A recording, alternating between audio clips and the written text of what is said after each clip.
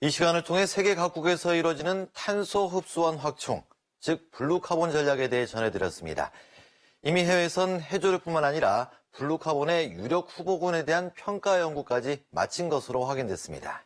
그렇다면 제주는 어떻게 해야 할까요? 그 과제를 김동은 기자가 취재했습니다. 연구원들이 밀봉된 원통 막대를 조심스럽게 연구실로 옮깁니다. 이 원통을 반으로 잘라봤습니다. 원통 안에는 회색빛의 진흙들이 가득합니다. 이 진흙은 매우 특별합니다. 그동안 한 번도 확인된 적이 없기 때문입니다. 이 진흙들은 지난 9월 제주 연안과 이어도 인근에서 처음으로 수집됐는데 장비를 이용해 수심 100m 아래에 있던 해저 퇴적물을 꺼낸 겁니다. 이 퇴적물에 얼마나 탄소가 저장돼 있는지 확인하는 국내 첫 연구입니다. 광활한 해역이 있는 제주에선 탄소 저장의 가능성까지 제기되고 있습니다. 전 지구 이산화탄소의 약 2.5배에 달하는 이산화탄소를 저장하고 있는 것으로 알려져 있거든요. 그래서 해양 퇴적물은 이산화탄소의 거대한 저장고다. 이런 해양 퇴적물은 새로운 블루카본의 유력 후보로 평가됩니다.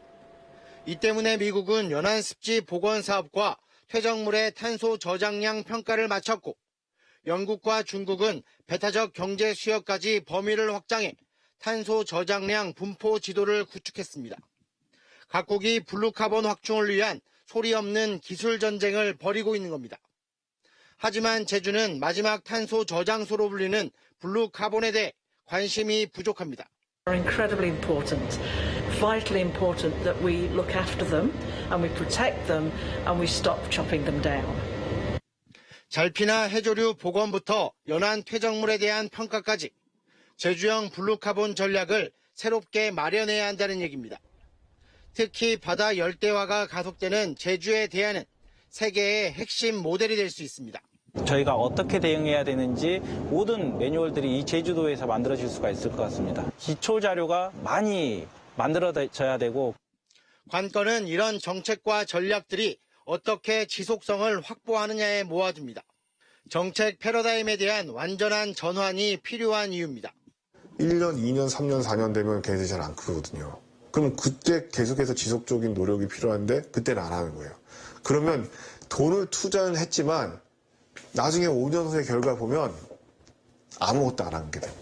물량 투입이 아니라 질적인 관리 방법으로 바꿔야 된다. 또 사업의 공감대를 얻기 위한 주민 동참을 이끌어내는 것도 중요한 과제입니다. 続けていくってことがとても大切だというふうに一番目指さなければいけない。で、その続けるために必要なこと、お金を作り出すこと、またその続けられるような技術を考えること。で、それをみんなが楽しく参加できるように。 블루카본을 늘리는 것 결국 연안 생태계 회복과 직결돼 있습니다. 더 망가지기 전에 해법을 고민하는 것 우리에게 닥친 가장 큰 숙제입니다. JIBS 김동훈입니다.